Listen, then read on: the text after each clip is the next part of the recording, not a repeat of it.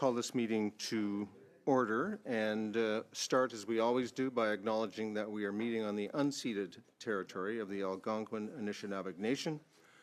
Welcome to meeting number 40 of the House of Commons Standing Committee on Natural Resources. Today's meeting is taking place in hybrid format. I would remind participants of the following points. Before speaking, wait until I recognize you. For those participating by video conference, click on the microphone icon to activate your mic, and please mute yourself when you are not speaking. I would like to remind witnesses that committee members may ask questions in either English or French. If you will need interpretation, please take a moment now to prepare your earpiece and select the listening channel you need in advance in order to take full advantage of the time allotted for questions and answers. I don't see our witness from Calgary. Is he there? Yes, he's online. It's just Oh, I see. It's just come on the screen. For members participating in person via Zoom, please raise your hand if you wish to speak. The committee clerks and I will do the best we can to maintain a consolidated speaking order. A reminder that all comments should be addressed through the chair. Pursuant to Standing Order 108.2 and the motion adopted on Thursday, April 23rd, 2026, the committee shall resume its study of Canada's electrification, energy self-sufficiency, and domestic energy security. I would like to welcome our witness, one for this first hour. We have two of the second hour's colleagues. With us from the Pembina Institute is Kevin Lockhart, Director, Buildings, and he's, of course, by video conference. He's conducted the mandatory witness onboarding test. And Mr. Lockhart, you will have 5 minutes for your opening remarks, after which we will open the floor to questions and comments. Welcome. Thank you, and good morning, and thank you for the opportunity to share the Pembina Institute's perspective on Canada's electrification, energy self-sufficiency, and domestic energy future. In 2026, with increasingly turbulent global energy markets and politics, becoming an energy superpower means delivering the cleanest, most cost-effective power to attract investment and drive economic growth and competitiveness. There is an increasingly strong business case for investing in Canada's energy systems through demand-side management and efficiency, grid modernization and expansion, and the continued development of distributed and utility-scale clean electricity.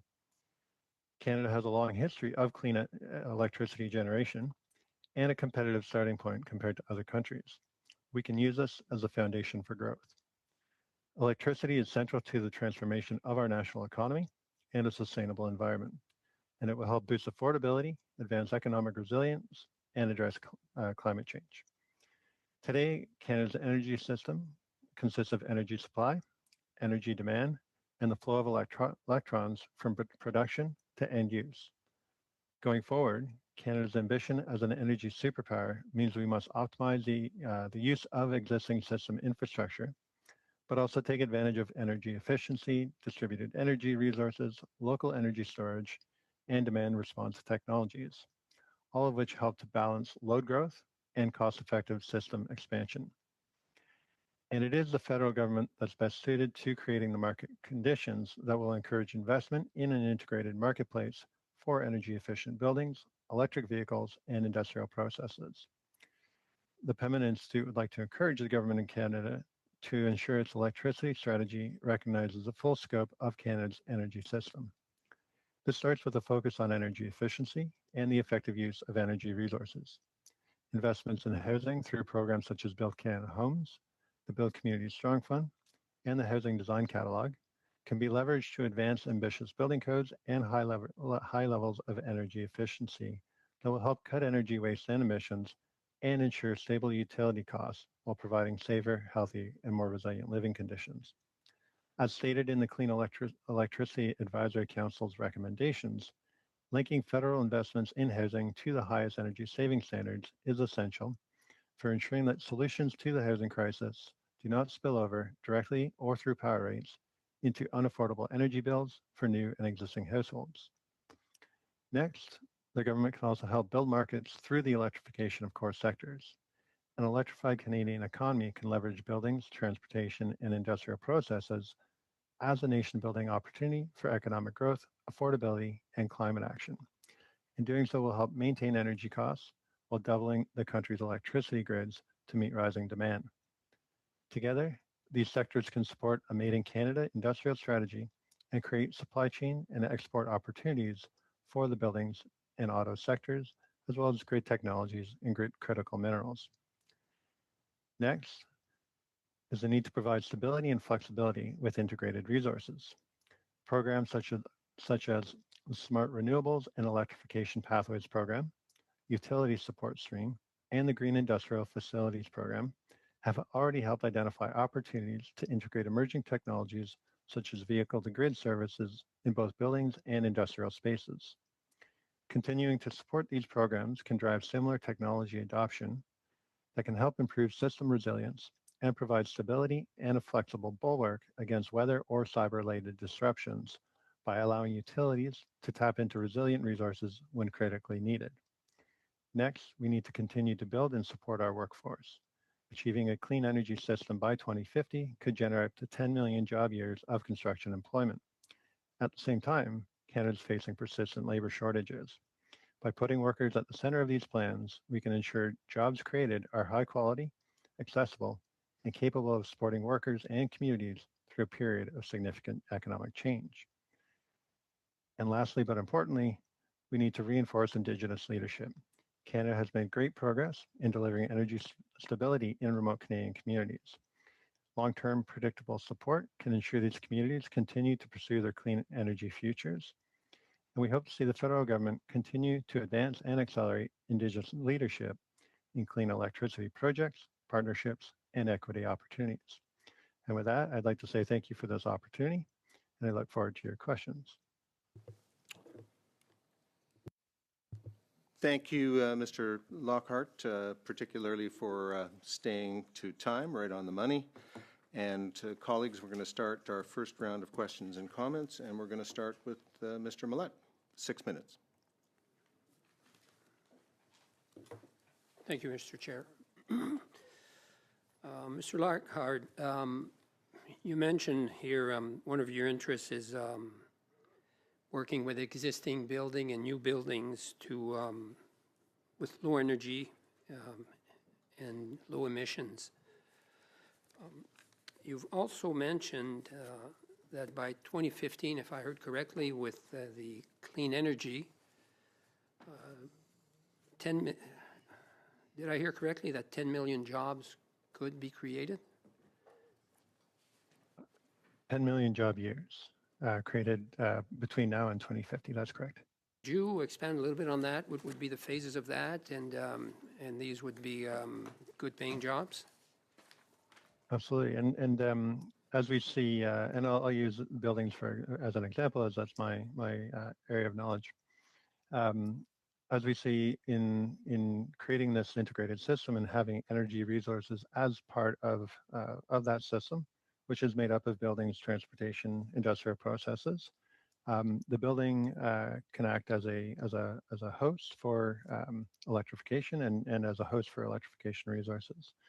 To do so, the first step is to improve the energy efficiency of building and lower that energy demand, which involves either high performance new construction or retrofitting buildings. And with the state of our buildings, many of the buildings we have in place today will still be standing in 2050. That retrofit work is significant. We also have the development and implementation of energy resources, and so that could be a combination of, say, solar or other renewables paired with battery storage. In addition to providing grid flexibility and stability, there's also jobs associated with that, but also jobs associated with the innovation of those technologies, things like smart controls that through our work we've seen Canada is well suited to developing innovation pathways and export opportunities. Thank you. So, Mr. Lockhart, the future of this country depends on a very strong economy, and you've mentioned that electricity is central to our development. To your experience, what needs to be done to encourage the government to supply, and I make emphasis on affordable energy for our future? And I think one of the primary roles that the government can play in that is that in the development of our future electricity system, that it is that integrated system, and so it's not necessarily just transmission, but goes beyond to consider the distribution system and the resources or assets within that system. Again, buildings, transportation, and industrial processes. And so how can each provide opportunities to balance the energy demands or use the energy excesses of those resources? And so, for example, industrial processes, say generating heat, can help heat buildings, which then takes some of the load off the electrical system. Likewise, distributed energy resources can take advantage of renewables during the day to then paired with battery storage to help offset or mitigate peak loads in the evening. In doing so, this is how the Canadian government can really drive affordability for households and businesses, helping to maintain stable energy rates, but then also provide new opportunities for revenues for businesses through distributed resources or households through, for example, load management, smart controls. Thank you. In the clean energy, what order would you, after hydroelectricity, what order, who is the most affordable, and as it goes down, which is the least affordable, and which one should we concentrate on? And also the question is, do you classify nuclear as clean energy? So in terms of affordability, it's if we look at first costs, it's typically in renewables. The point that I would really like to make is that the integration of these different systems is how we achieve greater affordability. And so nuclear, I think, plays a role in that it provides particularly existing resources, in that it provides the baseload needed for our economy, where in the future we can look at renewables paired with storage, distributed resources, to then also play a similar role as the batteries help distribute that energy output. And in terms of most affordable, it's also where the assets are. And so we can look at, say, mega projects, or we can look at how the energy resources are distributed across the community. And so it could be building owners, large building owners with, say, commercial buildings with large rooftops, or community-led projects or individual households that can then play a role in our energy future. And we can distribute those savings and those revenue opportunities. Thank you. Across communities. Thank you both. Mr. Hogan, you have 6 minutes.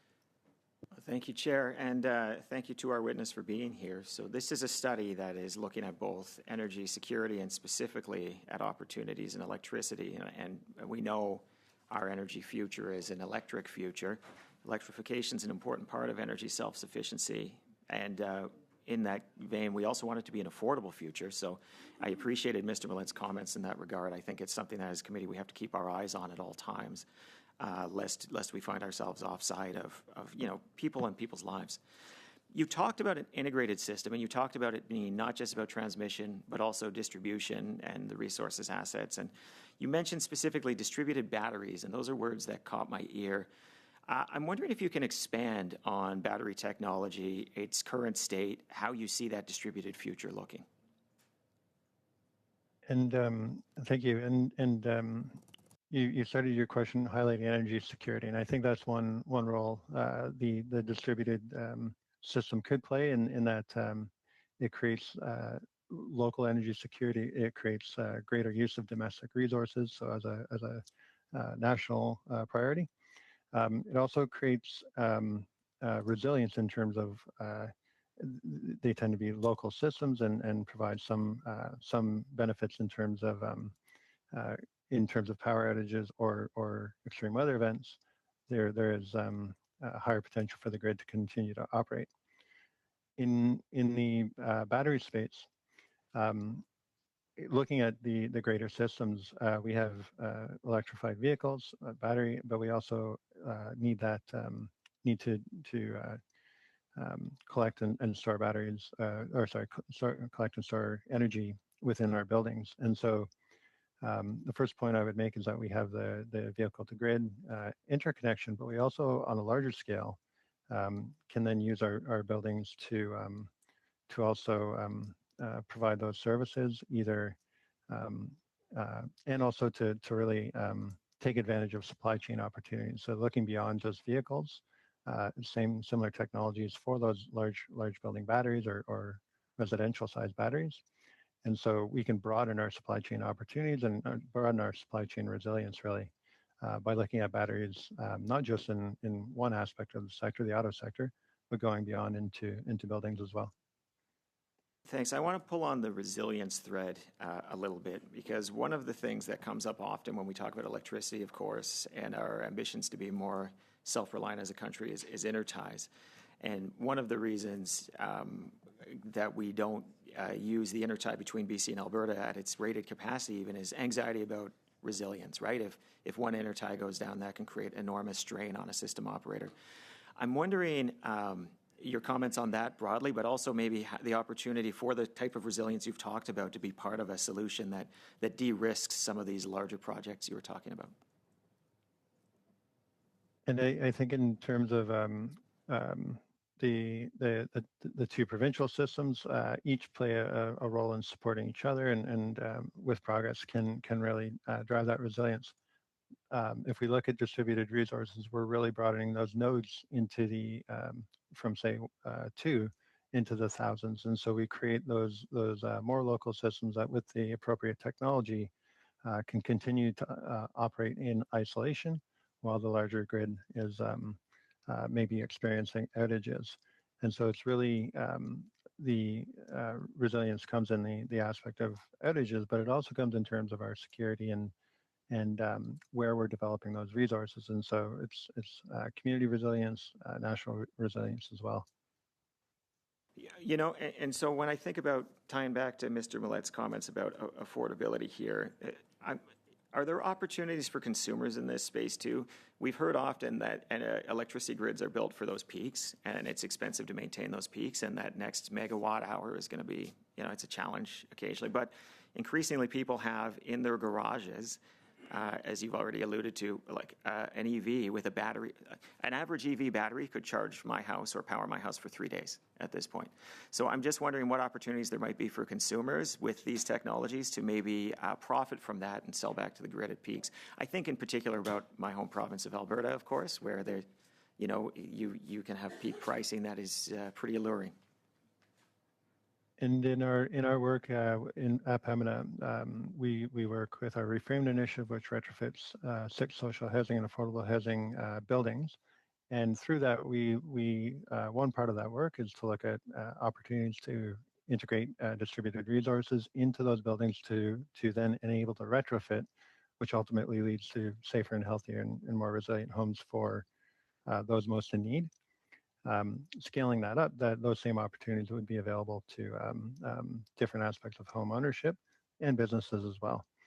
And so we also look at how we can leverage, as you mentioned, time of use pricing, which isn't necessarily in place in all provinces, to then have homeowners, but also tenants participate in those load management programs and see some contribution to affordability come back to the household.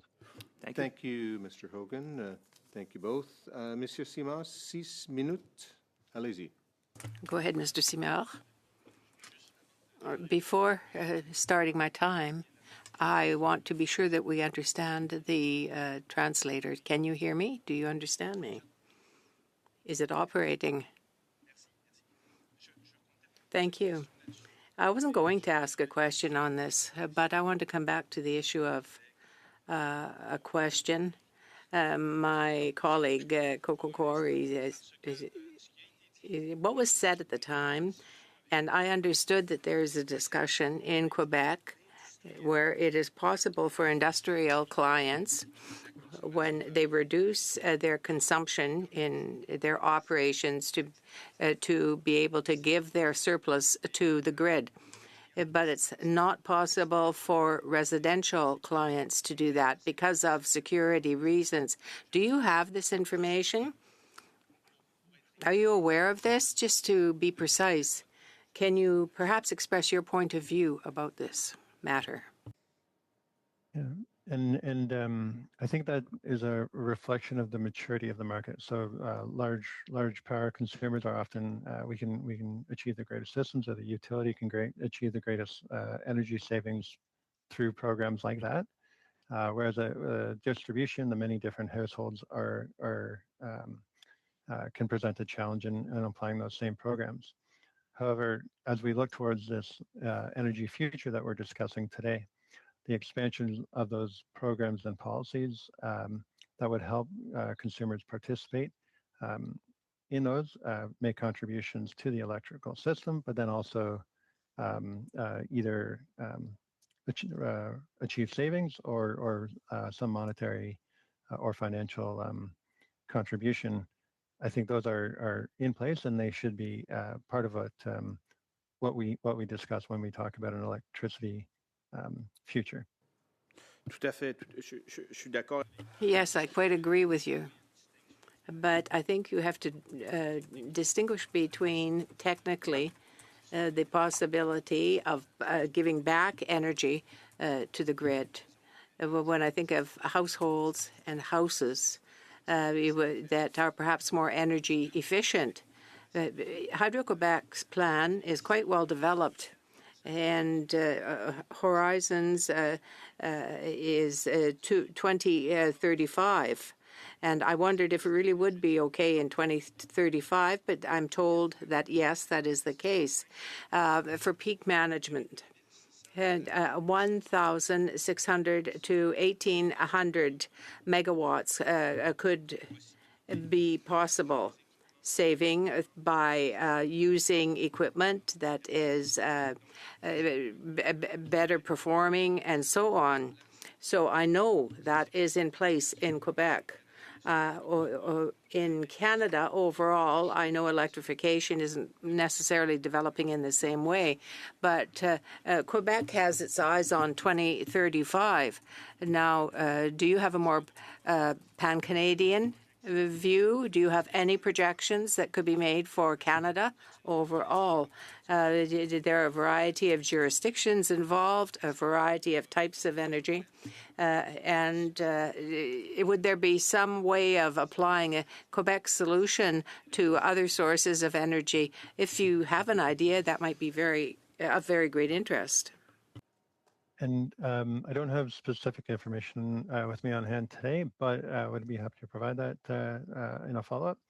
I think when we look at the various provinces, we see leaders and tomorrow's leaders in place and really driving the through the different energy fuels. And so Quebec, as a relatively clean electricity jurisdiction, has been able to leverage different components of the energy system to mitigate some of that system expansion. As we move towards Canada's energy future and looking out into the coming decades, the best of those provinces or those provincial programs and policies we should be looking to those leaders in Quebec amongst other provinces, and how we can help provinces that haven't moved as quickly leapfrog the various challenges experienced in their journey. Oui, merci. Je veux peut-être. Yes, thank you. I'll come back to that. The energy basket of Quebec, 40% is electricity. And in Canada, elsewhere, it's only 17% energy that is derived from electricity. The Chinese currently are at 32% of their energy basket. To be able to double that basket by 2050 in terms of electricity, it means you have to catch up to the Chinese today. Is this, to your mind, an ambitious goal, or perhaps there should be a different goal other than 2050? Mr. Lockhart? I will quickly say that I think that it is an ambitious goal, but well within our capacity, and presents an excellent opportunity to drive really economic growth, supply chain opportunities. These are new combinations, largely coming from leaders like Quebec, and so how can we take those and package those as profitable packages? Thank you both. And Mr. Lawton, we're going to go on to you. Welcome to the committee. Thank you, Mr. Chair. It's great to be here and delve into a very important issue. I appreciate it.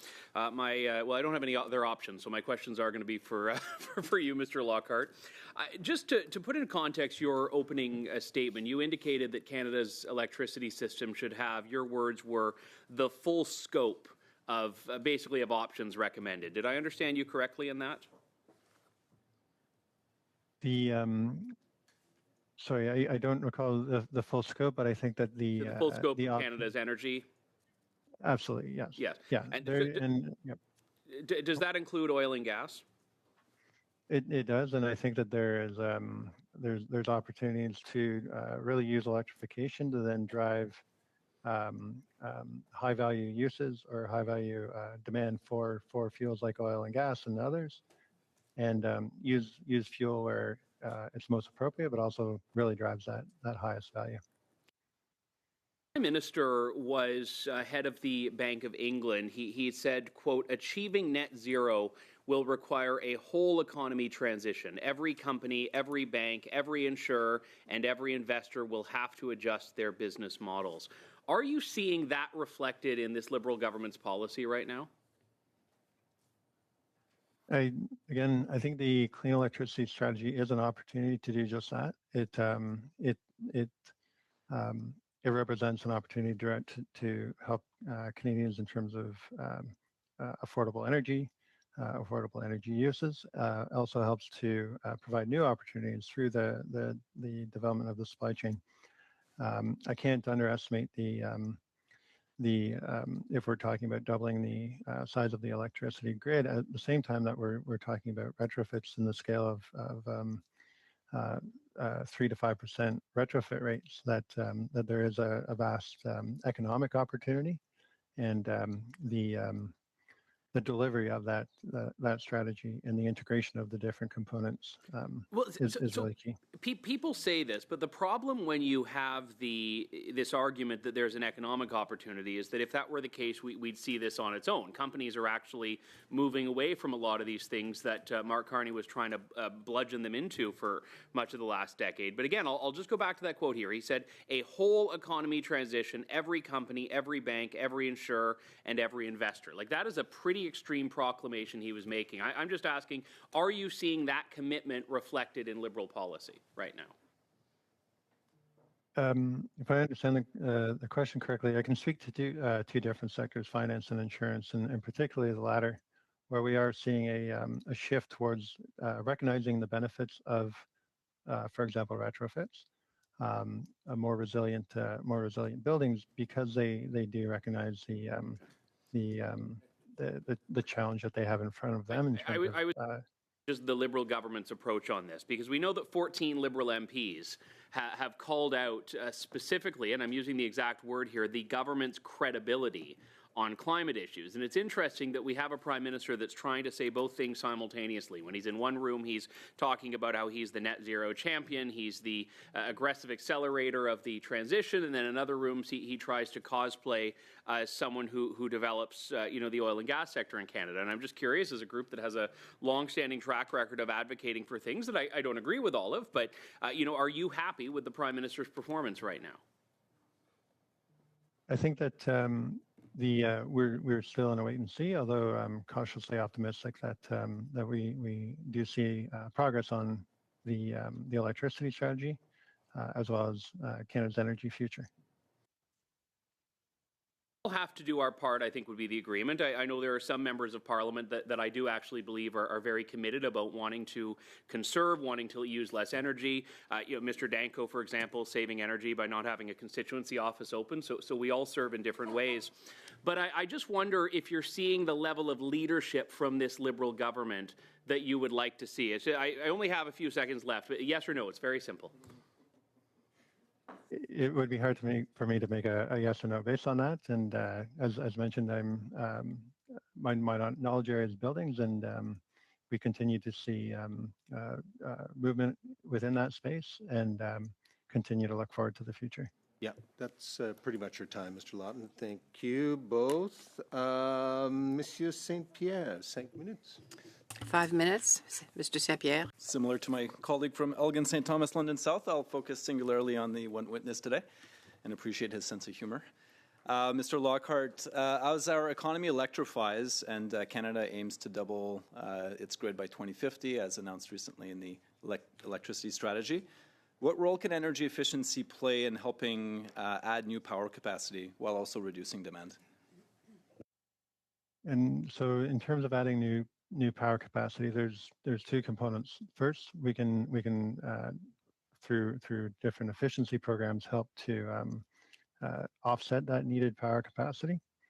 So either through building retrofits, energy efficiency measures outside of that, or through distributed resources, we can then use those to offset the need and really focus on the local as well, and on communities through those actions. On the other side of the coin, in terms of we can add those distributed resources to then add to our generation mix, and so again, that's not just say renewables. It's also just local generation paired with battery storage, and that battery storage helps mitigate the need for additional resources, particularly peak plants that generally have a high emissions rate, and in doing so, offset the need for new infrastructure, lower the cost of that new infrastructure needed, but then also see savings in terms of emissions. Thank you. And Pembina Institute's based out of Alberta, and there's an interesting organization called Alberta EcoTrust Climate Innovation Fund, and they do a lot of retrofits of multi-residential buildings and commercial buildings. I'm curious if you could talk about financing. What's the role of capital in leveraging energy retrofits? Maybe comment quickly on PACE financing if that's relevant. Thank you. And retrofits, particularly deeper retrofits that look to take an envelope first approach, and so the building's exterior, to help reduce demand, and then help reduce the size of the mechanical equipment, both in terms of cost, but also its operating costs. Those retrofits can particularly help in terms of lowering that. Sorry, let me just step back a moment. Those retrofits, as mentioned, the deeper that they are, do have an upfront cost that is higher than a standard non-energy efficiency retrofit. However, in our work and what we're seeing in the market is that, as mentioned previously, insurance is responding by starting to explore rate offerings or insurance offerings that recognize avoided risk of extreme climate events. But they're also, in terms of finance, we're seeing finance come to the table and look at how can we quantify non-energy benefits. So value things like greater comfort in the building, which can then lead to greater tenant retention and lower turnover in the building. All of which help to increase either the operating income or the revenue of the building, and then help offset those upfront costs. The financial and insurance systems are maturing quickly in that respect, and really looking at how we can help lower those costs of retrofits and new construction. Great, thanks. Might slide in one last question. Earlier in your testimony, you mentioned the Green Industrial Facilities Program. Can you comment on the effectiveness of the program? Should be renewed or continued? I'm curious why you mentioned this program. Well, and I mentioned because it has been effective at moving some of those larger projects, of which often the largest savings can be made with the higher the energy demand, the more opportunity there is for cutting energy waste. And in sectors and in areas that don't always have that opportunity to participate in programs, and so it really connects the direct action to the need. And Efficiency Canada has also released reports saying that over 500,000 jobs are related to energy efficiency. Can you, in 15 seconds, comment on the importance of the jobs, Canadian jobs in the energy efficiency sector? Absolutely, the jobs are. Oops. Sorry, the jobs are Go ahead. local. Quick answer. The jobs are local. They tend to be well paying, and they're difficult to move in terms of location. Thank you both. We are going to go on to Monsieur Simard, 2.5 minutes. Mr. Merci beaucoup, Terry. Mr. Simard, 2.5 minutes. Thank you, Terry. Previously, I spoke about the potential for job creation with electrification. At the beginning of the study, we heard Mr. Normand Mousseau from the Trottier Institute, who talked about the value chain involved with electrification. We didn't sufficiently stress the need to develop that particular chain. A heat pump, if it were a symbol of a Canadian business, is most likely to have been manufactured in China. So I wonder if you have any data or any information on sectors of activity that might be of interest to attach a priority to in terms of buildings on a broader basis. And I'll point to demand-side management in terms of job creation and then the potential value chain and manufacturing. And demand-side management is primarily made up of energy efficiency and demand-side or load management programs, so smart controls, but then distributed energy resources. Those distributed energy resources do take parts from other countries, other parts of our country as well, and some of those parts into a distributed energy resource system. And so, say a product that's challenging to be cost competitive on, like solar panels, we can combine those foreign-made solar panels with domestic batteries or components of domestic batteries that are made here. And it's really the innovation that we then have an opportunity to create an export market for, as well as the controls, the different equipment needed to regulate the flow of energy between those. And so it's we can say export either our services or our expertise or the unique equipment that we see we can add value to. Thank you. Thank you both. Merci. Monsieur Mallette, 5 minutes. 5 minutes, Mr. Mallette. Mr. Chair, I will be ceding my time to Madame Gazan. Ms. Gazan, welcome to the committee. Nice to see you, fellow Winnipegger.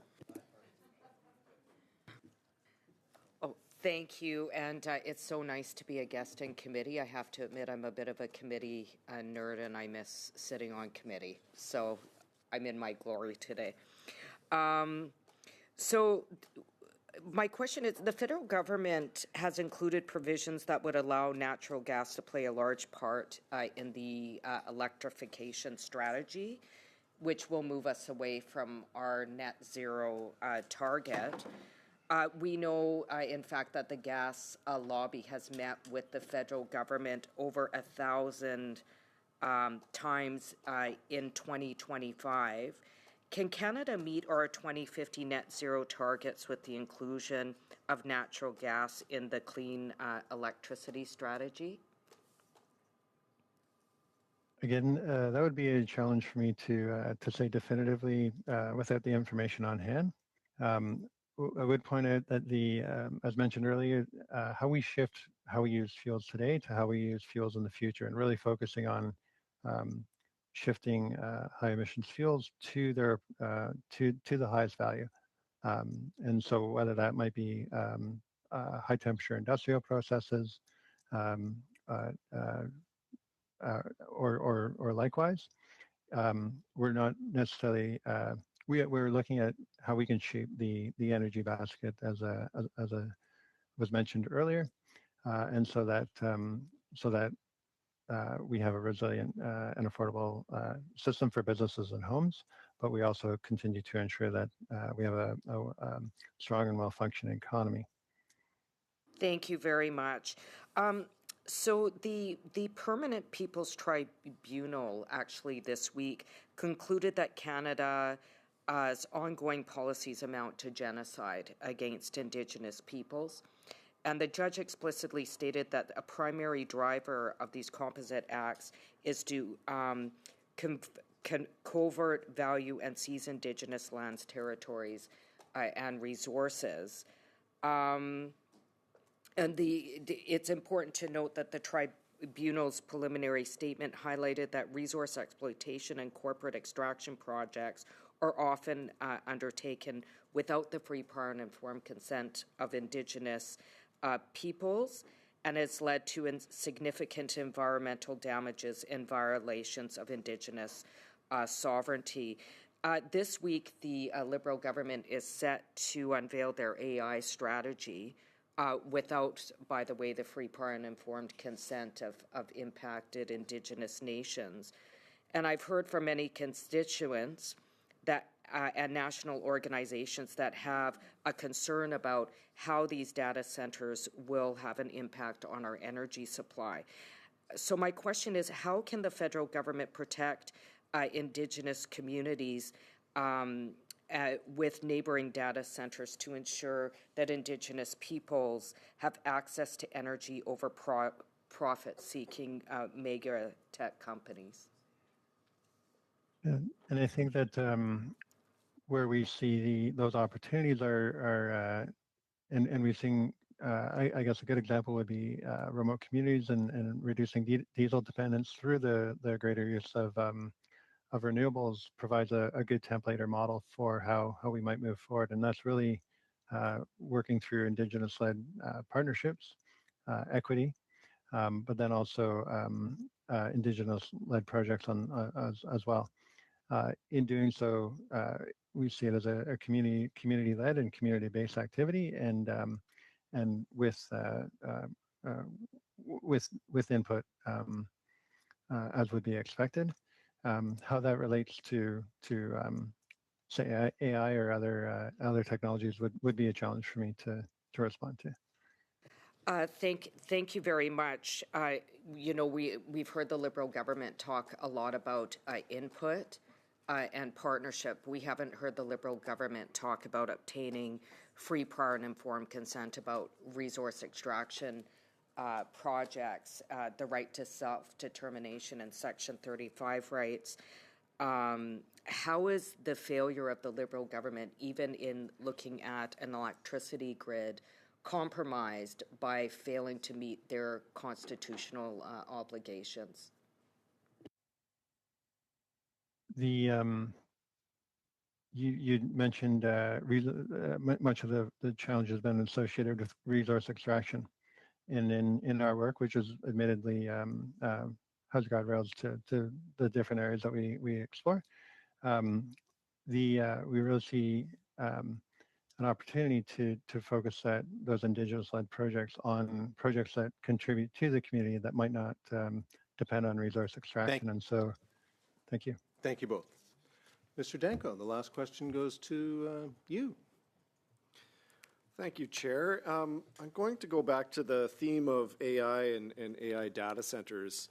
You spoke in your opening statement about that Canada is going to an electrified economy and that we need to double the Canadian energy grid, both generation and distribution, and that as Canada transitions to that electric economy, there will be significant opportunities in industry and transportation and buildings. So we're talking about energy sovereignty, and part of that energy sovereignty is also our industrial, our economic sovereignty. So if we consider that Canada is releasing our sovereign AI compute strategy, and that AI systems are and will continue to be an integral part to Canada's economy, there are significant electric needs for data centers for that AI compute capacity in Canada. So I'm wondering through you, Chair, if our guests could comment on what those best practices might be for the energy needs of data centers and how we can make sure that Canada does transition to the cleanest, most effective energy in the world for the sovereignty of our economy. And again, I think that might push the boundaries of my knowledge area. I can say that we are as an organization, and I'm sure other organizations in our work are doing similar, is looking at exactly that, as how that AI data center rollout occurs, the costs and the benefits of those systems.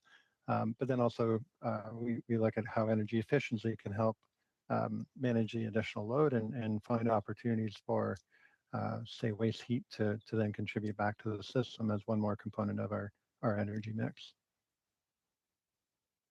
So those three components of the Canadian economy, and we've heard from a number of witnesses that the transition to that electric economy is accelerating. We need to be at the forefront of that.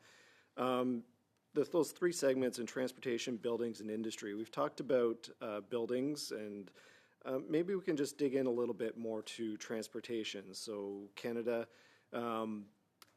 is embracing EVs, building transit, new investments in transit, in public transportation, and also enabling electrified fleet. So what opportunities do you see in transportation particularly to accelerate that transition to the electric economy? And as you mentioned, Canada is embracing EVs and electrified transport. So as the basis of that opportunity, the next step in that would be where the connection is made. And so we need a broad distribution network to support the development of that sector and related supply chain opportunities. And then look further at what's the connection to the grid, and is it within buildings, and are we providing cost-effective solutions for Canadians? And would point out things, for example, in the building codes in various provinces, not requiring things like EV-ready charging, which is basically the conduit that would support future EV charging. At the time of construction, it's quite low of a cost, but quickly scales to a significant cost to be added later. Thank you. That's an interesting issue. When I was at the City of Hamilton, we were attempting to have requirements for EV-ready construction, and there was quite a bit of resistance, mainly from the utilities, surprisingly enough, on the basis that they weren't sure that they'd be able to supply the amount of energy that was required. So on that note, we have the Canadian Energy Plan that's just come out. What do you see in that plan that can be accelerated and to make sure that Canada is at the forefront and able to supply the amount of energy that's going to be needed in the future? And in that, so I guess the largest source of opportunity I would see is really in all three of those sectors, but demand side management, so distributed energy resources and the combination with efficient buildings. And what we've noted over the last few years is utilities letting go of some of that resistance, really embracing demand side management, largely through requirements through their provincial utility commissions that are pointing at demand side management as being one of the solutions for an expanded and cost effective grid. Thank you both. Colleagues, that brings our first panel to an end. May I thank on your behalf Mr. Lockhart. Mr. Lockhart, you got a lot of attention from us for the full hour. We normally have more than one witness, but thank you for your testimony. And as we always say, we welcome more information, a brief information that you want to convey to the committee. And with that, colleagues, I am going to suspend, and we'll get the other witnesses online shortly. So we'll take a 5-7 minute break.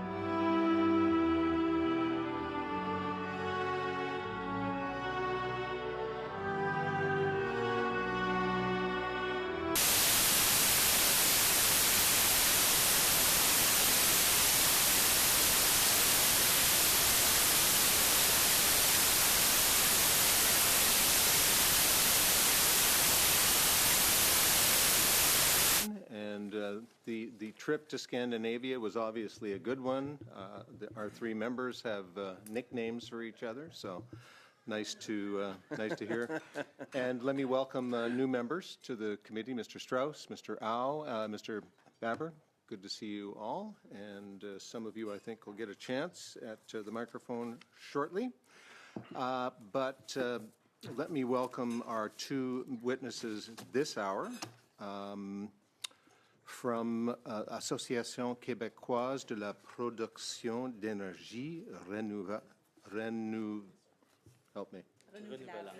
renouvelable, Louis Calzado, Chief Executive Officer, and from Idea Control, Inc., Martin Tremblay, Business Development Manager.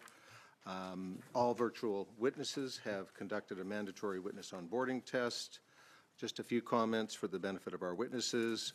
Committee members may ask questions in either English or French. If you need interpretation, please take a moment now to prepare your earpiece and select the listening channel you need in advance in order to take full advantage of the time allocated for questions and answers. A reminder that all comments should be addressed through the chair. You will each have 5 minutes for your opening remarks, after which we'll open the floor to questions and comments. And it's Mr. Breton. Sorry, there seems to be, yeah, Was there a mistake there? No, yeah, it's a mistake. It should be Mr. Calzado. Mr. Calzado, we'll start with you, and then Monsieur Tremblay second. You have the floor, Mr. Calzado. Merci. Thank you very much, Chair. Chair, gentlemen, ladies, members of the Standing Committee on Natural Resources. Thank you for welcoming us today. My name is Louise Calzado, President and CEO of the Quebec Association for Renewable Energy Production. ACPR represents stakeholders in the wind and solar sectors, as well as industry partners in the energy ecosystem. Our role is to mobilize the sector's expertise and contribute to a concise way to the energy transition in Canada. And also in Quebec, I have to say that despite electricity that is almost entirely renewable, fossil fuels still account for 50% of consumption, which highlights the need for electrification. Hydro-Quebec also forecasts a 35% increase in demand by 2035 and a 50% rise by 2050. Added to this is our dependence on external markets due to hydrocarbon imports. That represents a $3.5 billion market, despite the electricity exports to the United States. In this context, electricity becomes a key factor in competitiveness and energy sovereignty. Without sufficient supply, major industry projects, along with the jobs and economic benefits they bring, will be put at risk. Investing in renewable energy is therefore investing in an economy that is strong for Canada. Renewable energies have many advantages. They offer decisive advantages in the context of rapid transition. First, the deployment time is relatively short. Projects can be completed in 5 to 6 years. And also, the costs are competitive. Since 2010, the cost of wind power has decreased by 40%, and that of solar energy by 90%, with an additional expected decrease of some 30 to 50% by 2035. Furthermore, the economic and industry benefits of renewable energies are important, are considerable. It is estimated that that will represent some $250 million in real GDP annually in Quebec. This corresponds to the annual output of approximately 75 wind turbines. The 11,000 megawatts of wind power planned for Quebec by 2035 represents $35 billion in investments, $10 billion in added value, more than 112,000 full-time jobs, and $2 billion in tax revenue for Quebec, and nearly $1 billion for the Government of Canada. In this context, Canada and Quebec have the opportunity to build a very strong industrial cluster. To successfully achieve the energy transition and electrification across the country, it will be essential to address certain structural challenges in that exist.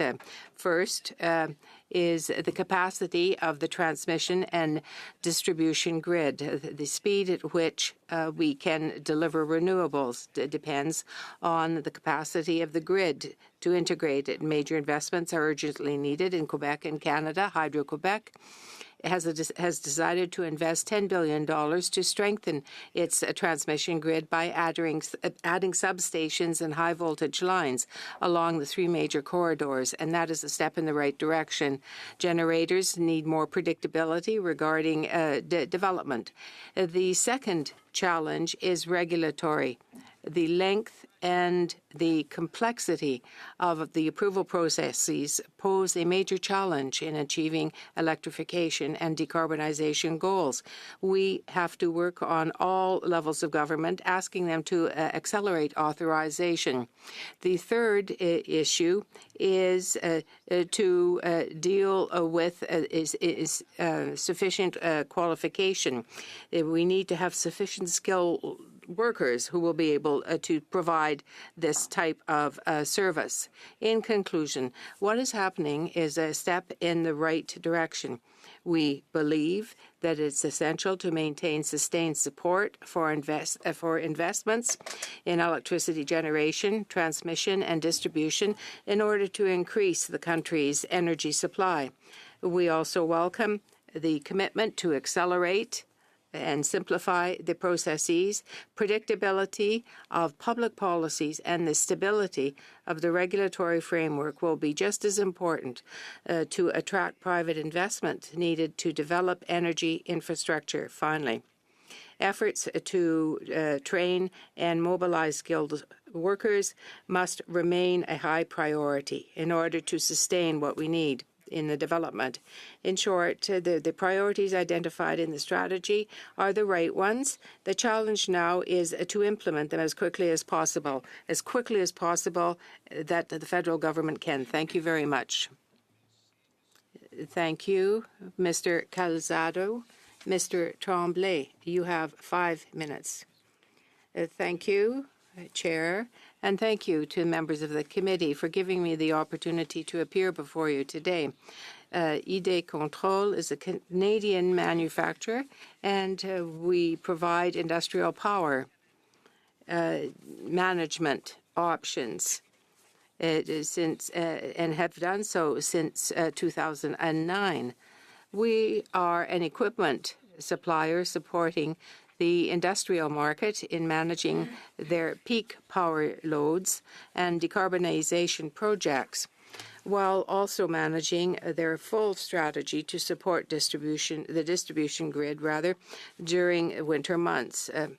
Together with our customers, we have been able to shed more than 50 megawatts to support the grid in winter. I have 3 points to make. The first point is this. Since the grid was created in 2009, the energy requirements in each province have been growing, and that has an important impact on the capacity of the grids. There is a huge demand in terms of power, particularly when you think about new industrial projects.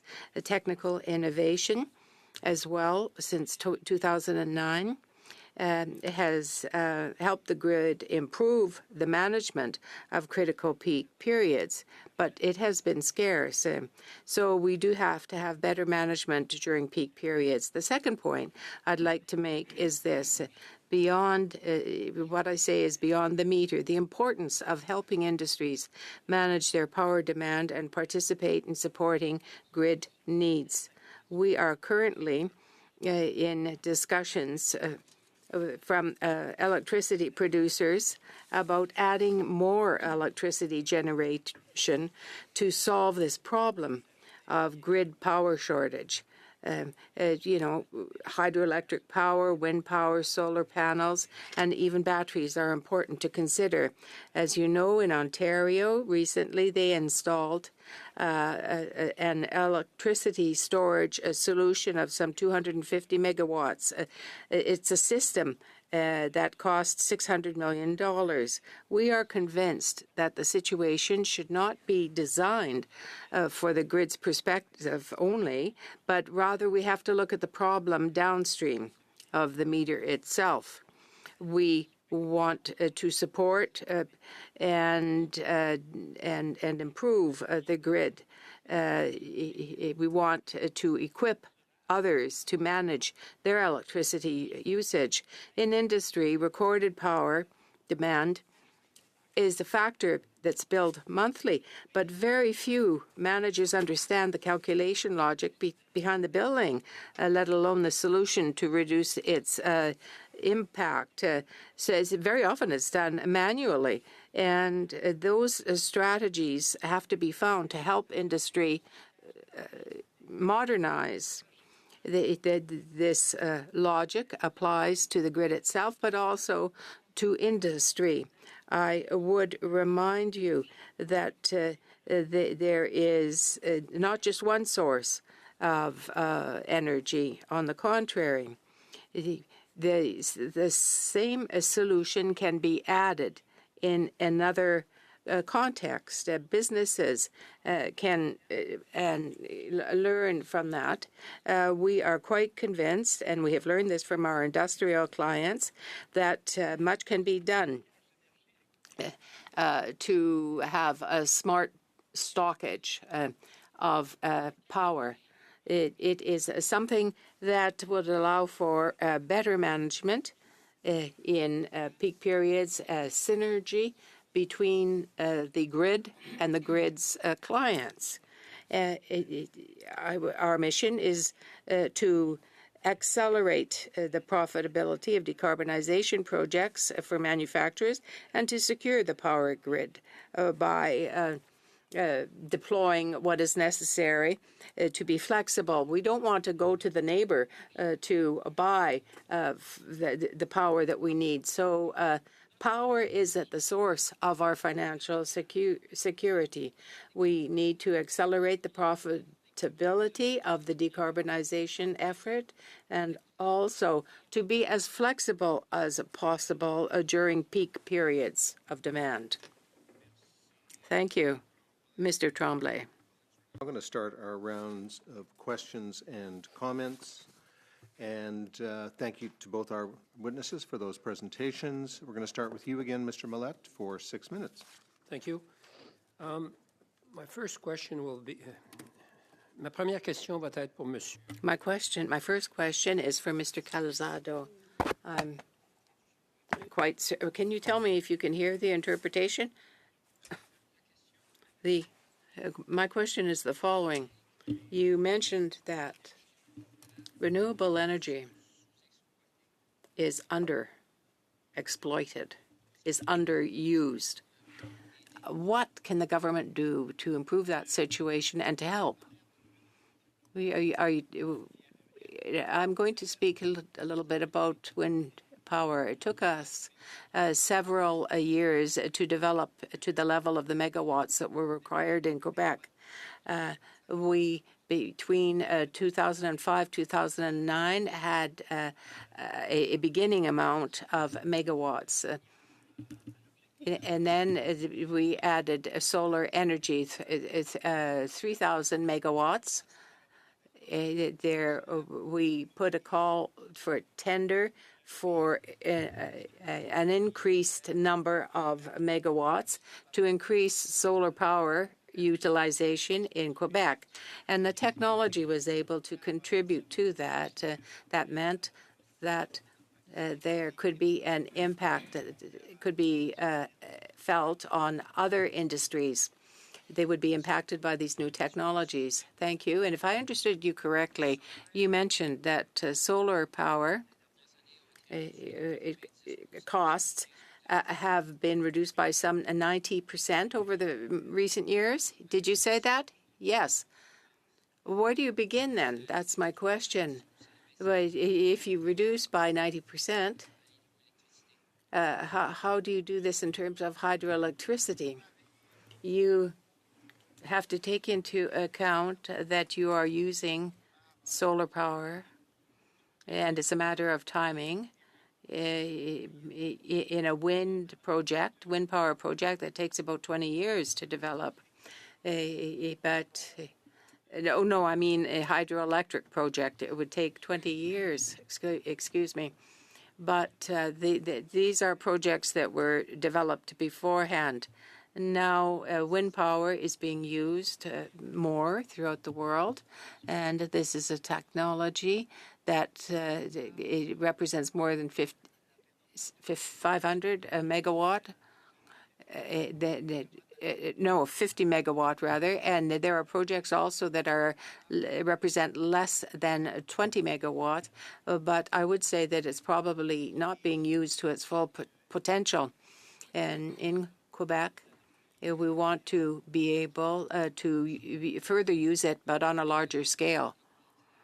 There's a lot of talk about increasing production. In that strategy, the transport of the production is of interest. How do you see that being done? It's essential. It's essential to deploy renewable energy. You know, in places, in certain places where there is a difficulty in doing so, there has been difficulty in connecting these projects, and Hydro-Quebec's management has sought to strengthen its transmission grid. What is indicated, and we want to be able to deploy the renewable energy in Quebec. When I talk about renewables, I mean solar rather, and wind energy. I have a question now for Mr. Tremblay. Mr. Tremblay, you are a specialist in smart solutions for energy use. Well, what is also important is to optimize electricity. Of course, we have to increase the production of it, but we want to be able to, without spilling any secrets here, electricity. How many factories could you save if you were able to better optimize the use of electricity? The use of kilowatts is something that is not very widely understood. We don't control the strength, the instant strength of the kilowatts. So we speak only in terms of kilowatt hours. So at the worst 15 minutes of the period, what is billed represents perhaps 50% of the billing of a specific plant for an industry. We would need AI to control the equipment, and if we had it, we could perhaps save some 30% of this billing in kilowatt hours. When you really are able to control it and to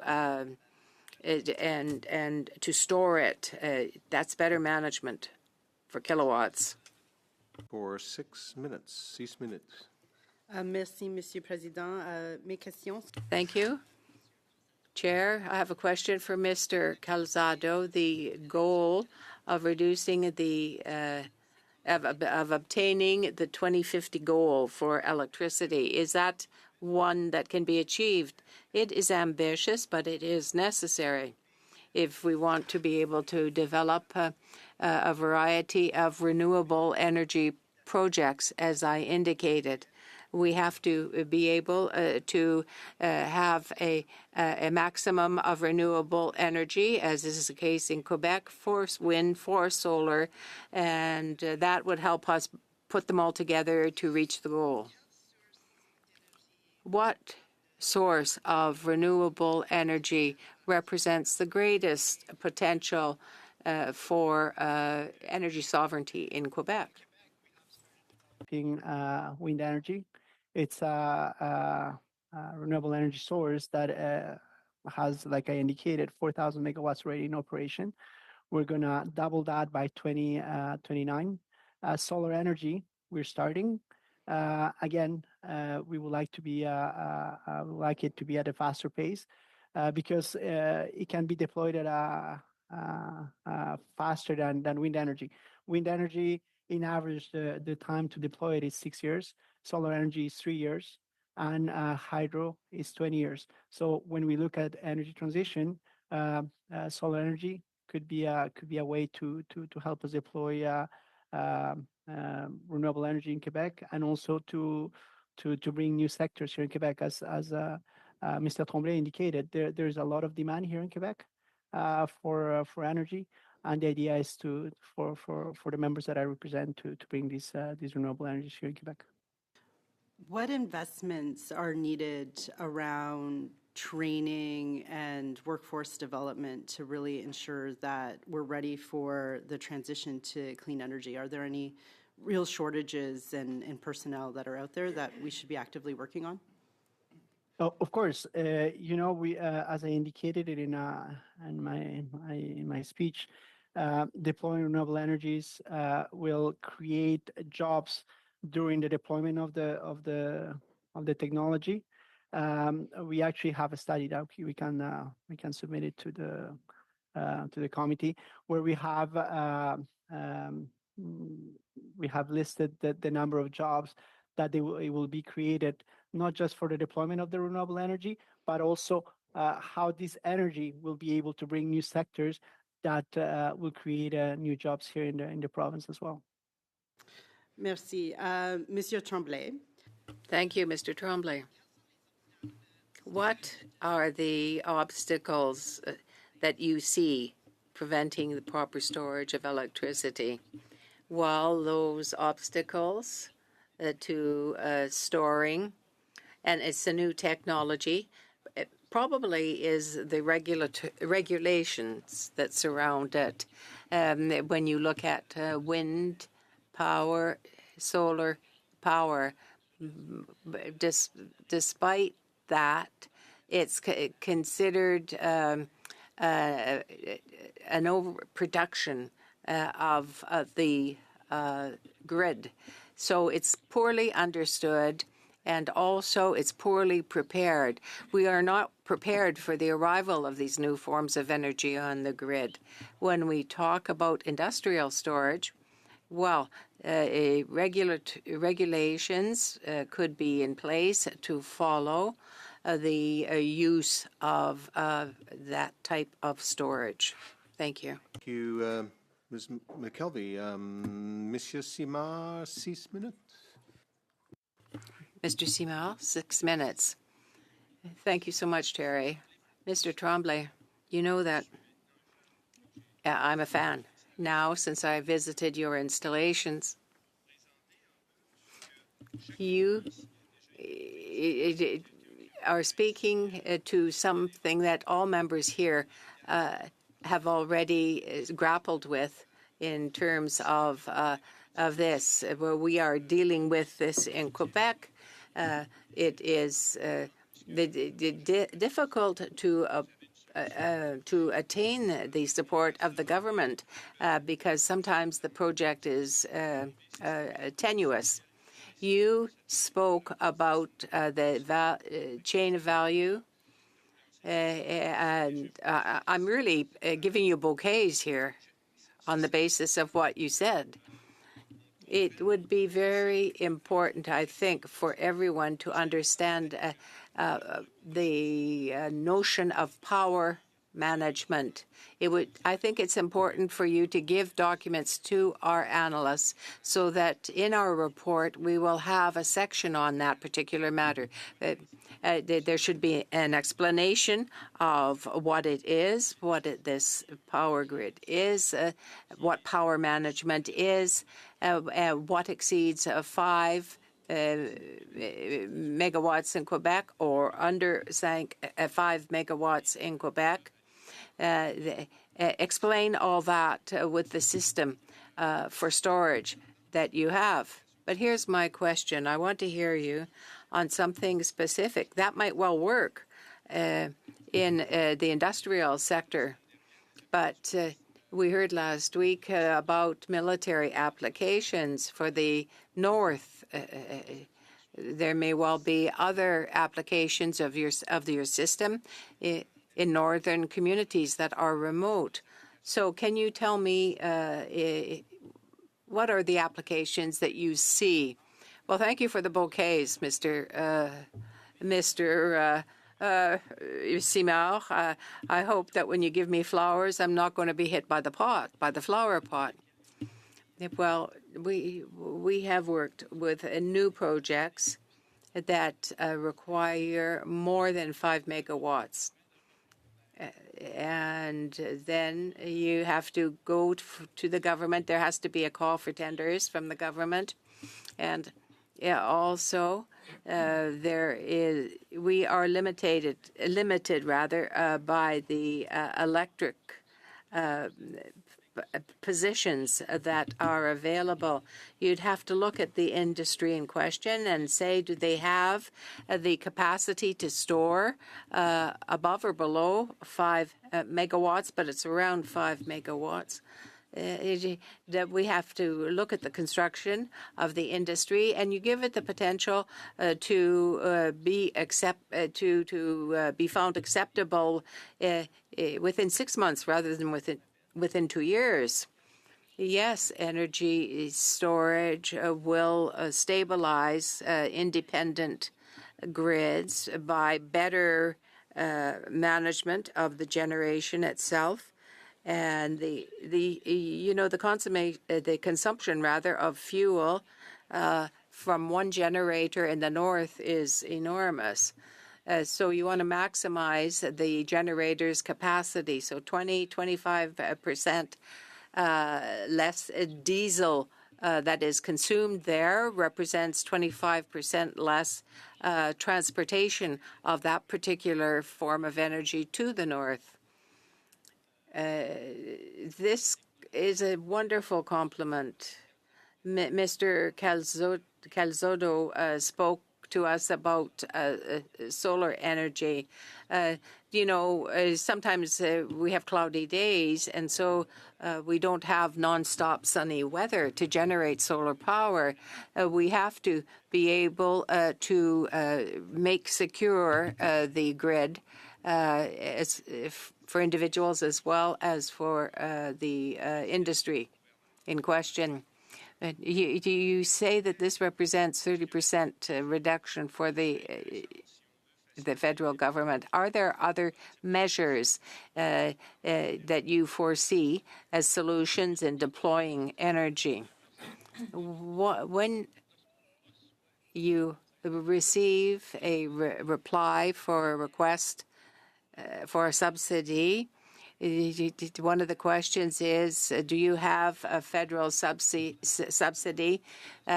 Yes, we have one that is 30% credit, but it is insufficient. Often it is judged to be insufficient. The client has to pay a part of the storage strategy.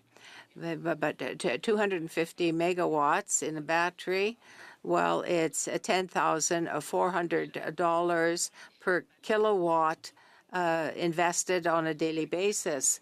So for 24 hours a day. Well, what we receive represents $500 of the kilowatt. The client still has to pay $1,500 for the battery and the storage.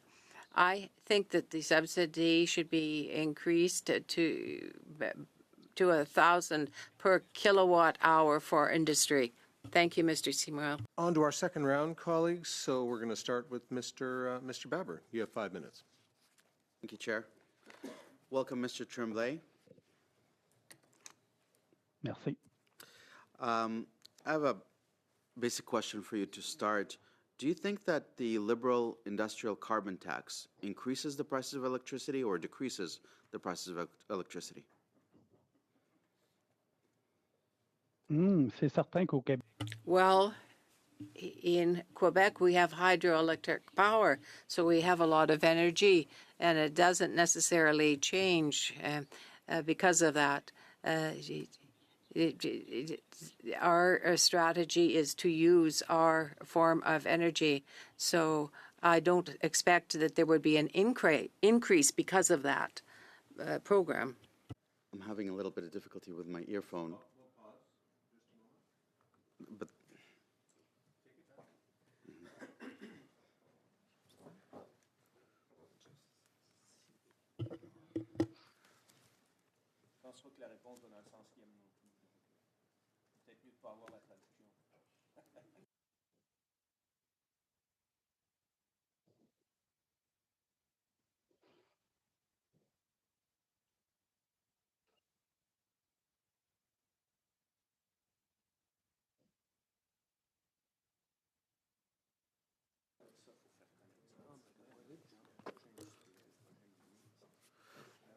yeah, hopefully.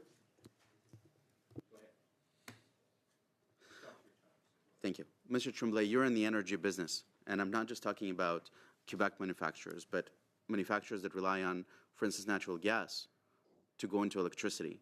Would their price of production be increased or decreased by virtue of the industrial carbon tax?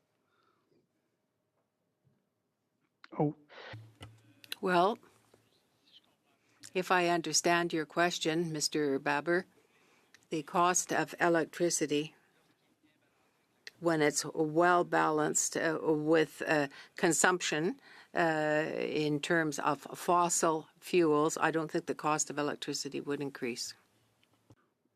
I'm not sure I understood your question, but my clear question is, répétez-moi votre question. Maybe, can you repeat your question to me? the industrial carbon tax generally applied increase the price of electricity or decrease the price of electricity?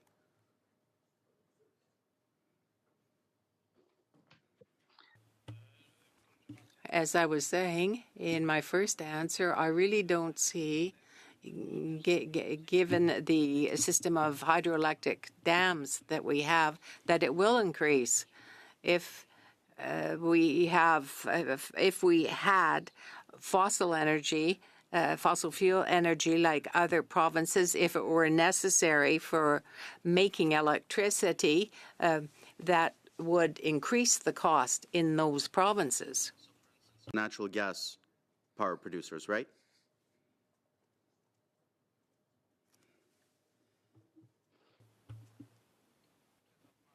Currently, yes. Over the last decade, electricity prices went up 35% under the Liberals. Could you please give us an idea as to why do you think that is?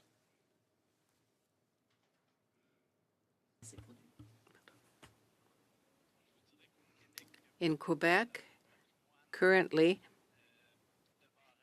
we have our heritage, our legacy of hydroelectric dams that give us electricity at low cost, but they've been there 60 to 70 years, and that building new dams or repairing them is costly.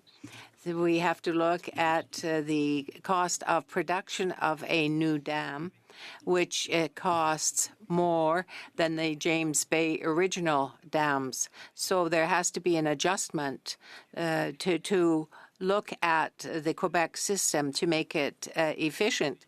And policies would increase the cost of electricity in Quebec. That the industrial carbon tax factors into this. The Liberal government made history in that they're now the first government ever to preside over a Canadian electricity shortfall.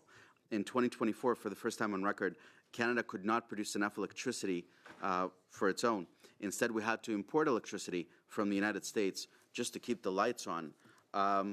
Could you please talk about government policy that could contribute to the fact that we now have a shortfall?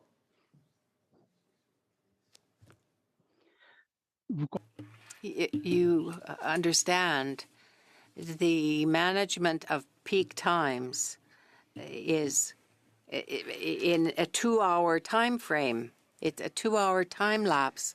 And so that has to be considered in the context of regular use. In Quebec, on average, in the summer period, we use 22 megawatts consumption. There is a level of production of 43 megawatts. In the winter, we use about 35 megawatts, and there is still the production of 43 megawatts in Quebec. So I really say it's a matter of managing that moment, that instant where you thank you, sir. Merci, Monsieur Tremblay. On to Mr. Saini for 5 minutes. Mr. Saini. Thank you, Mr. Chair. Thank you to the witnesses. And the question that my colleague Roman Baber have put, that we are importing electricity from U.S., I thought we were exporting more through Quebec and Ontario. So could you tell on the net basis if we are importers or exporters of energy from U.S.? Nous faisons les deux. La période est pour We do both. Is that question for me, Mr. Saini? bien entendu. Well, as I mentioned earlier, we have a level of production of 40,000 megawatts in Quebec, of which we use the 23,000 during the summer. And in the winter period, we approach the ceiling of our production at certain times, at certain points in time. The demand for power exceeds it, and then we have to buy. So we do get electricity from our neighbor. Thank you. Mr. Calzado, currently under the major project, there was a transmission line, Northwest Transmission, which is going to link British Columbia and Alberta. Could those type of enterprise and interprovincial transmission line strengthens Canada's renewable energy development? Their jurisdiction where the association works, ACUPER, is in Quebec. But to your question, yes, as I said on my opening speech, the additional transmission lines will help us to deploy more renewable energies. It provides us new points of interconnection where we can deploy renewable energies, maybe solar, maybe wind. So yes, adding transmission lines will help us to deploy more renewable energies. Do you view the Clean Energy Investment Tax Credit as a helpful for the development of renewable energy? Do you support this expansion to high voltage interprovincial lines also? Well, the idea is to have all the tools to be able to deploy renewable energies, right? So if you will help us to deploy or interconnect the projects, then why not? Again, it's a decision that should be taken from the government side. From the side of the producers, what we want to have is additional points of interconnection. And if these points of interconnection can be deployed as fast as possible, then it will give us additional possibilities to be able to deploy renewables.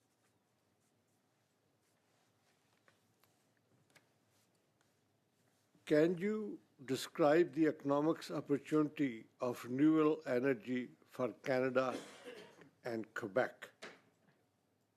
Yes. So as Mr. Tremblay was indicating, here in Quebec, for several years for our history, we've been deploying hydropower potential. We didn't use the full potential of wind energy. We started 20 years ago. So far, we only have 4,000 megawatts. Now we have ambitious targets to deploy additional wind energy. So that's one start. Now, regarding solar energy, we have targets. We're starting slowly. I think we should be more ambitious. There's a lot of energy resources that can be used in the energy transition, but we shouldn't just look at it as an energy transition. It could also help our economy. As I indicated, we developed a study that estimates how many jobs have been created with the addition of the 4,000 megawatts that are in operation. How many jobs were created or will be created with the 4,000 megawatts that will have to be deployed by 2029, and the 11,000 megawatts that we have in our timeline here in Quebec for 2035. So it's also an economic option. It's an economic incentive for the province, and it can help us to bring new sectors also here to Quebec and to Canada. Thank you both. Monsieur Simard, 2.5 minutes. Merci. Thank you very much, Terry. I'm going to ask you, Mr. Tremblay, I think that we have to shed some light on this whole issue of power management. Perhaps the analysts can send some questions to you. I want this to be reflected in the report because this is really important in terms of electrification. Mr. Calzados and Mr. Tremblay, for you both, you spoke earlier in answer to one of my questions that you would extending that by 50% the tax credit. Here's a question. In a recent budget, the government put some conditions on the amortization rate for the infrastructures that you buy in terms of natural gas. In terms of electricity and associated forms of power, would that, perhaps for you, Mr. Tremblay, would that help you sell your technology? And for you, would that help your members develop their projects better? So I'd like to hear you both on this. Mr. Calzado, I'll start if you like. Yes, of course. It could be an incentive for some businesses to benefit from this tax credit. I think that it would be a step in the right direction for, in the early years. In the same way for us, developing projects means investing. And with that, I think that would maybe promote investment, and it would help the technologies as well. Thank you.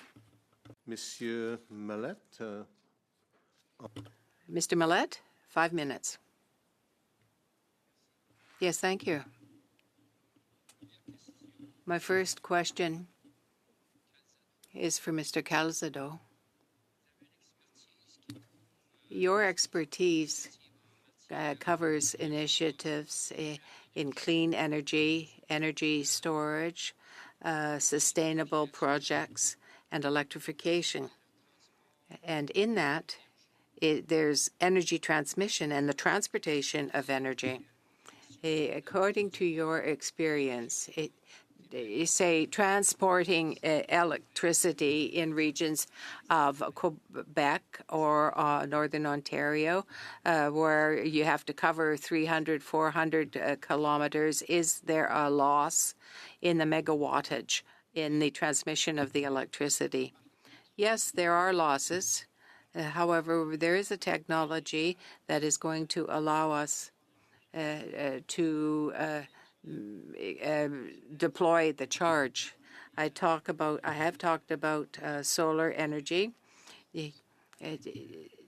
which at a lesser distance will lose less. And so each of these technologies has its own form of loss, but we want to deal with it. In terms of electricity, are you aware of what the percentage of loss is? How can we improve it? Because we want to save some, saving energy is easier than creating new sources of it. I can look in my records to give you the exact figures, but the idea that we have as producers is to be able to deploy projects or to have interties that are usable and to have grids that are extensive, that can be strengthened. But something important is that these projects are undertaken with the cooperation of communities, of the communities that receive the power, and we want to be able to work with them in terms of production, but also in terms of the communities that receive the energy because they benefit from it. I'd like to get this information. It would be interesting to know in terms of the transportation of electricity, is there a way of saving that amount of energy? Maybe you could inform the committee about that. For example, hydroelectricity that is transmitted over a long distance. Yes, I can send you that information. Mr.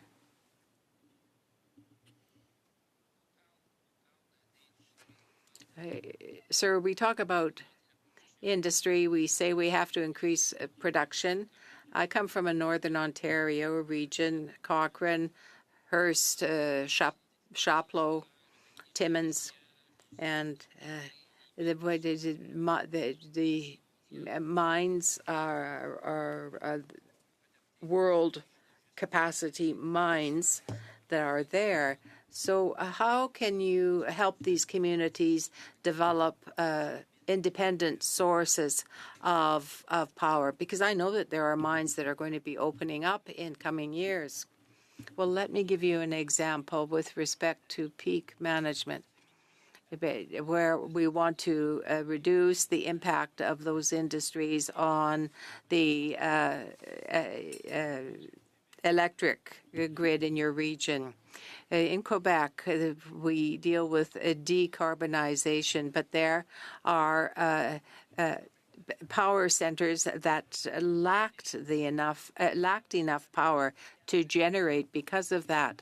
So with the storage capacity that we developed, we were able to increase the amount of power that the station needed, but also decarbonize within the manufacturing plant. We were able to reduce the amount of power that was being used so that demand for power is not over long periods of time. It's really over short periods of time.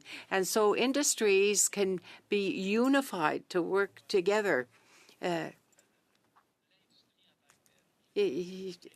are certain regions, mining areas, where they are looking to put storage facilities in place for that very reason. Thank you, Mr. Mellette. Mr. Gasparo, wrapping up this second panel for 5 minutes, please. Thank you, Mr. Chair, and thank you, Mr. Calzada and Mr. Tremblay for joining us today. I'd like to focus on the investment tax credit regime here in Canada. Mr. Calzado, specifically for you, and you know this quite well, that Canada's clean energy investment tax credit regime is one of the most robust in the G7. And just for people watching at home, the investment tax credit regime is a refundable tax credit ranging from 15 to 60% of all capital costs when it comes to renewable energy projects, as well as for clean tech manufacturing.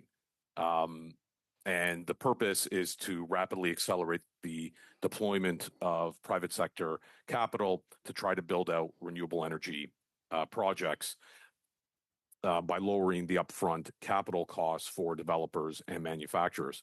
Mr. Calzado, can you please talk about how important the investment tax credit regime is to try to accelerate that private sector deployment of capital to build out renewable energy projects?